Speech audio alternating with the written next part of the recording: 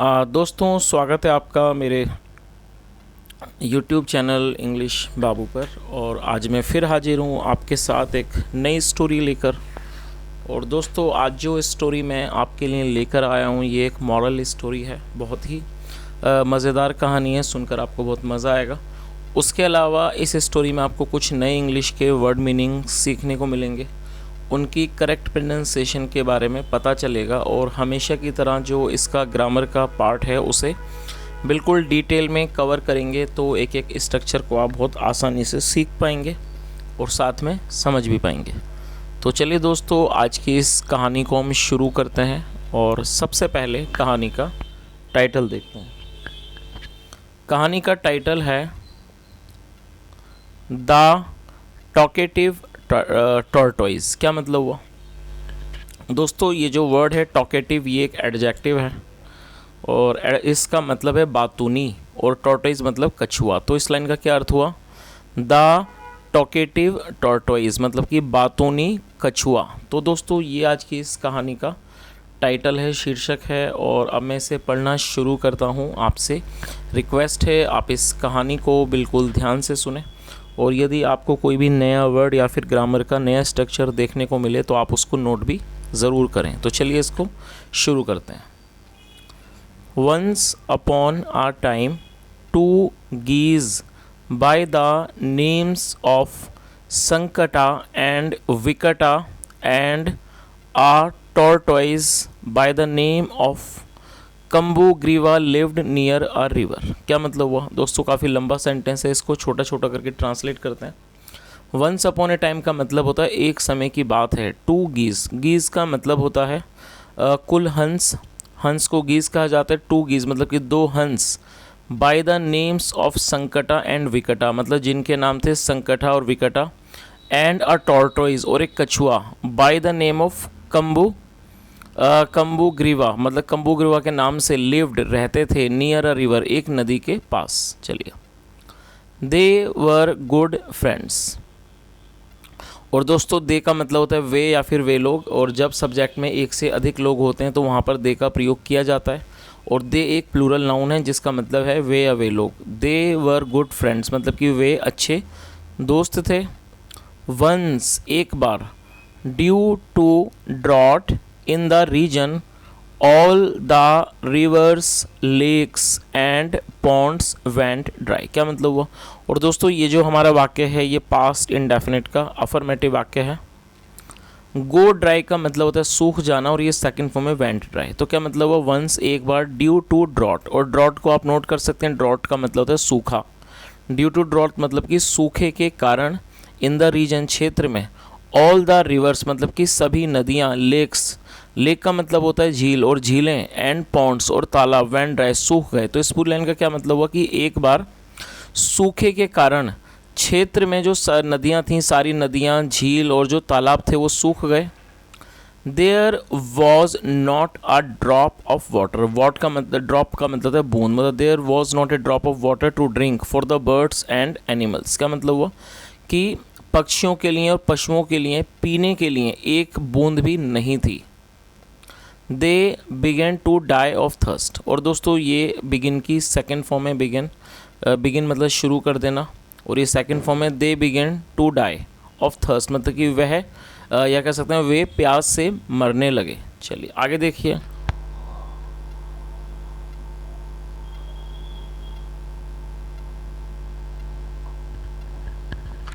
The three friends talked among themselves to find a solution to this problem and go out in search of water। क्या मतलब हुआ? The three friends. और दोस्तों, यहाँ पर उन तीन दोस्तों के बारे में बात हो रही है। जैसा हमने ऊपर कहानी में देखा था कि दो हंस और एक कछुआ जो थे, तीन दोस्त थे, जैसा हमने कहानी में देखा शुरू में। और ये उन्हीं तीनों के बारे में बात हो रही है। द थ्री फ्रेंड्स मतलब जो तीनों दोस्त थे। टॉक्ड उन्होंने बात की। अमंग आपस में। अमंग दैमसेल्व्स मतलब उन्होंने आपस में बात की। टू फाइंड ढूंढने के लिए। अ सॉल्यूशन, एक सॉल्यूशन मतलब एक उसका एक क्या कह सकते हैं, उसका एक समाधान। सॉल्यूशन में समाधान, उसका समाधान ढूंढने के लिए उन्हें आपस में बात की। टू दिस प्रॉब्लम इस समस्या का। एंड गो आउट और जाने का। इन सर्च ऑफ वाटर पानी की तलाश में जाने का। चलिए आगे देखिए। But despite their best efforts they could not find water anywhere around. क्या मतलब हुआ दोस्तों? डिस्पाइट को आप नोट कर सकते हैं, डिस्पाइट का मतलब होता है के बावजूद, but despite their best efforts, और एफर्ट का मतलब होता है प्रयास, और ये प्लूरल नाउन है एफर्ट्स, तो क्या मतलब हुआ? But despite their best efforts मतलब कि उनके सबसे अच्छे प्रयासों के बावजूद they could not find water मतलब वे पानी को नहीं ढूंढ सके, एनीवेयर अराउंड मतलब कहीं पर भी वो पानी को नहीं ढूंढ सके। चलिए दोस्तों आगे देखिए।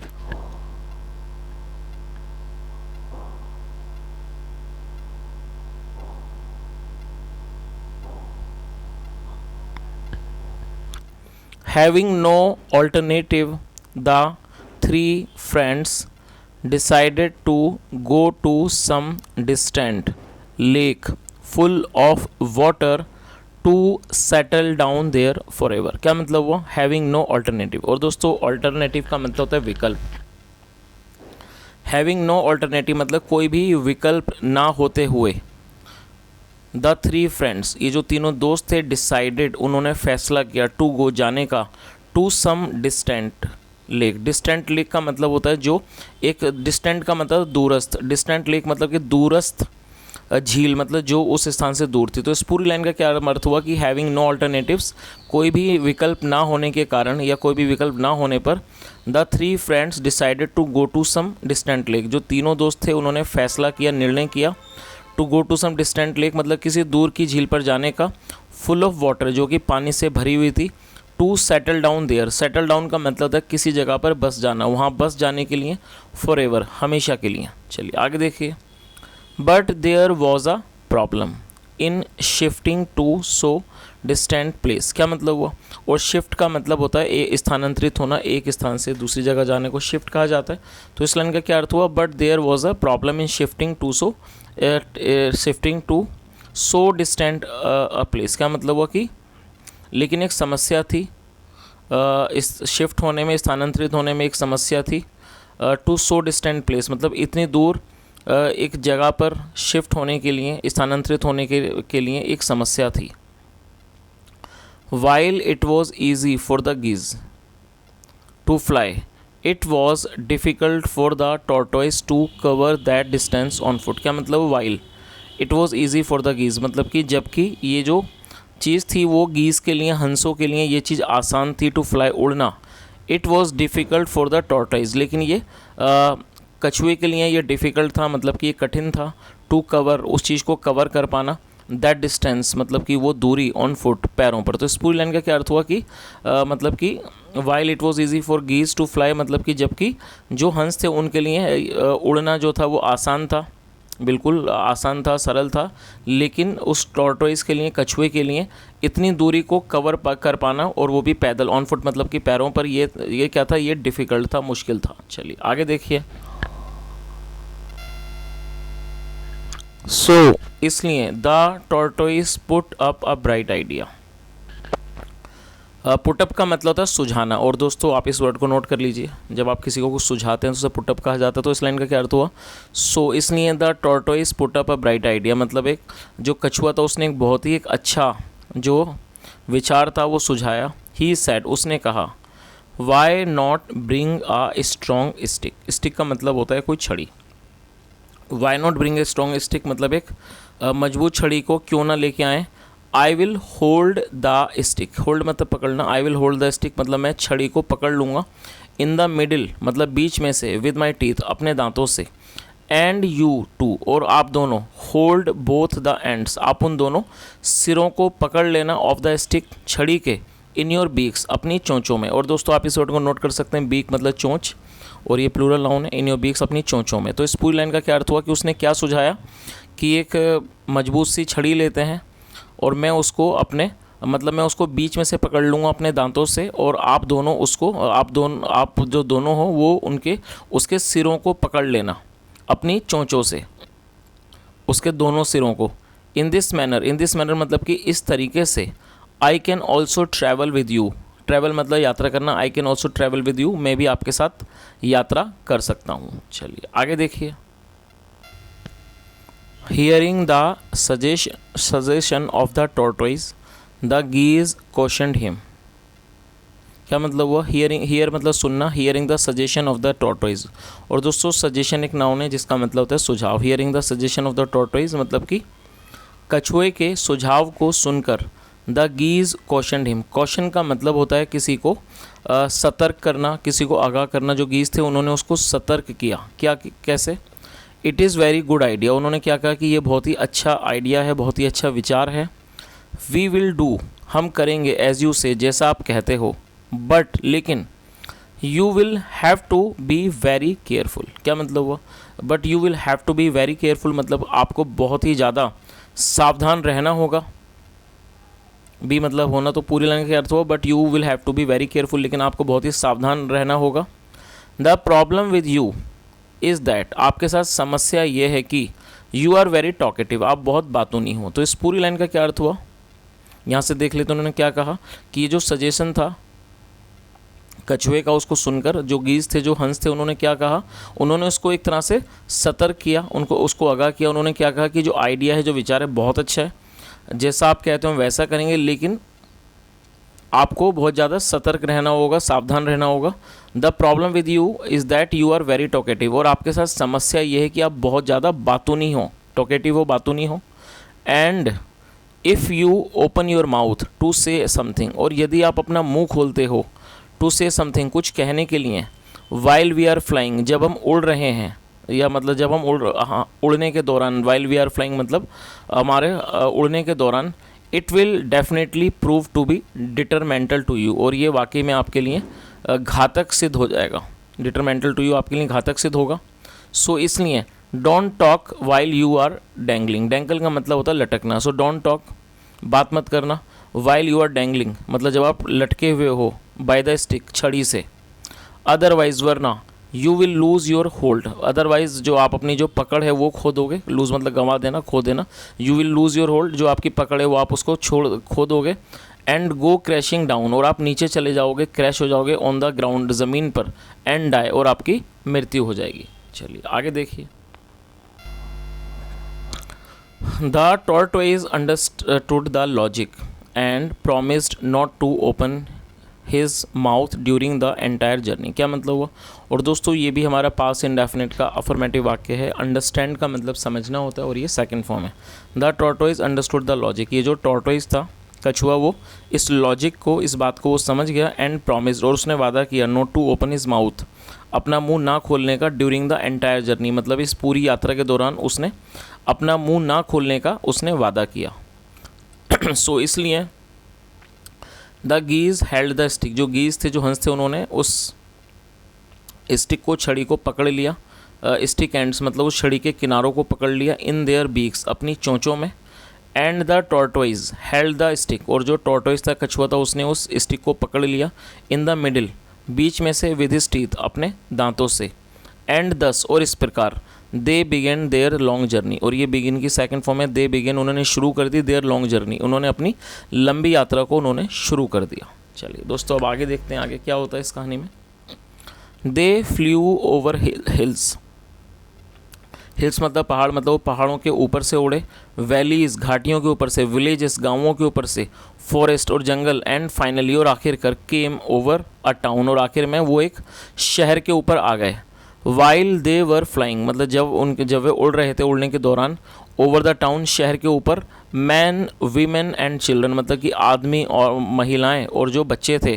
केम आउट ऑफ देयर हाउसेस, वो अपने घरों से बाहर आ गए। To see this strange sight मतलब एक इस तरह का जो अजीब दृश्य था। स्ट्रेंज का मतलब था अजीब, और साइड में दृश्य। इस अजीब दृश्य को देखने के लिए वो अपने घरों से बाहर आ गए। द चिल्ड्रन बिगन शाउटिंग, और ये बिगिन की सेकंड फॉर्म है। द चिल्ड्रन बिगिन शाउटिंग, जो बच्चे थे वो चिल्लाने लगे। और दोस्तों यहाँ पर एक बार आप इस चित्र को भी देख लीजिए, क्योंकि कई बार चित्र को देख लेने से भी कहानी का अच्छा अनुभव होता है। तो आप यहाँ देख सकते हैं कहानी के अनुसार, जैसे हमने इस कहानी के अंदर देखा कि वो जो कछुआ था, उसने उन दोनों हंसों को सुझाव दिया कि आप स्टिक को लाओ और मैं उसे अपने दांतों से पकड़ लूँगा और आप दोनों उसके सिरों को पकड़ लेना, और इस तरह से मैं आपके साथ सफ़र कर सकता हूँ, उड़ सकता हूँ। तो यहाँ पर आप इस चित्र को देख सकते हैं।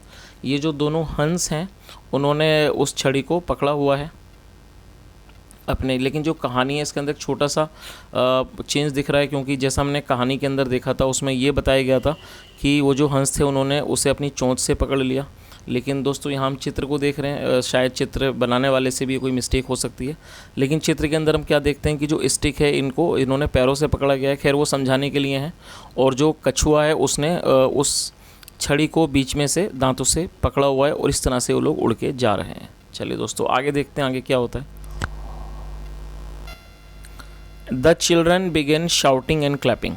तो इसका क्या अर्थ हुआ कि जो बच्चे थे वो चिल्लाने लगे, मतलब शाउट करने, चिल्लाने लगे, एंड क्लैपिंग, और तालियां बजाने लगे। The foolish tortoise forgot that he was hanging precariously. दोस्तों प्रीकैरियसली का मतलब होता है अनिश्चितता से, दुविधा से। तो क्या अर्थ हुआ इस लाइन का कि वो जो द फुलिश टॉर्टोइज, वो जो मूर्ख कछुआ था, फॉरगॉट वो भूल गया, दैट ही वॉज हैंगिंग प्रीकैरियसली मतलब वो दुविधा में अटका हुआ है, वो इस चीज़ को भूल गया। ही बिकेम सो क्यूरियस, और दोस्तों क्यूरियस एडजेक्टिव है जिसका मतलब होता है उत्सुक। ही बिकेम सो क्यूरियस, वो बहुत ज़्यादा उत्सुक हो गया, टू नो जानने के लिए, द रीज़न कारण को, बिहाइंड दीज क्लैपिंग मतलब इन जो तालियों के पीछे का जो कारण था उसको जानने के लिए बहुत ज़्यादा उत्सुक हो गया। That he opened his mouth, और उसने अपना मुंह खोला, टू आस्क पूछने के लिए, हिज फ्रेंड्स अपने दोस्तों से पूछने के लिए, फ्रेंड्स दोस्तों, what is this all about मतलब ये सब क्या है। But as soon as he open his mouth, लेकिन जैसे ही उसने अपना मुंह खोला, टू अटर कहने के लिए, दीज वर्ड्स, अटर मतलब कहना, तो क्या मतलब हुआ, but as soon as he open his mouth to utter these words, जैसे ही उसने अपना मुंह खोला इन शब्दों को कहने के लिए, ही लूजनड हिज होल्ड, लूज का मतलब था ढीला पड़ जाना, उसका जो पकड़ थी वो ढीली पड़ गई, ऑन द स्टिक छड़ी पर, एंड फेल डाउन और वो गिरा, ऑन द ग्राउंड ज़मीन पर, एंड डाइड और उसकी मृत्यु हो गई, इंस्टेंटेनियसली मतलब तुरंत उसकी मृत्यु हो गई। चलिए दोस्तों अभी इस कहानी का जो मॉरल है वो भी एक बार देख लेते हैं। इस कहानी का क्या मॉरल है। Always listen to friendly advices, advice का मतलब सलाह, तो क्या मतलब वो always listen to friendly advice मतलब कि जो एक दोस्ताना वाली जो सलाह होती है उसको हमेशा सुने। चलिए, और दोस्तों जैसा हमने इस कहानी के अंदर देखा तो जो मॉरल है काफ़ी अच्छा मॉरल है। जैसा यहाँ बताया गया है कि जो दोस्तों की जो सलाह है, अच्छी सलाह उन्हें हमेशा ही सुनना चाहिए।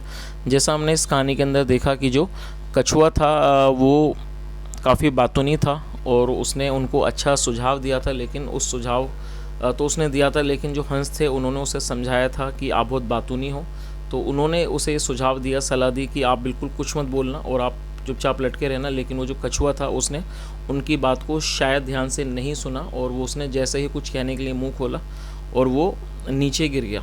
तो दोस्तों कहानी का जो मॉरल है काफ़ी अच्छा है कि जब हमें कोई अच्छी सलाह देता है, दोस्ती वाली सलाह देता है, फ्रेंडली, तो उसे हमें समझना चाहिए, सुनना चाहिए। So friend, this was today's story and I hope you liked the story. If you liked the story and if you really liked my work and if you really liked my effort, so please like this video and share this video with your friends and just subscribe this channel. Press the bell icon so that you can keep getting the notifications of the new videos which I upload. And guys, please just tell me that are you guys getting any benefit of these videos, because whenever I bring a new video, the idea behind bringing the video is that I always try to cover the translation part. Apart from this, I always try to tell the meaning of every word so that you can get the lot of meaning of the words, and apart from this you can also get good knowledge of grammar. So guys, that is my motive behind doing this activity. So if you guys are getting any type of benefit out of this, so please write to me in the comment section. I am just waiting for your comment, and thank you so much for listening this. Have a nice day and bye.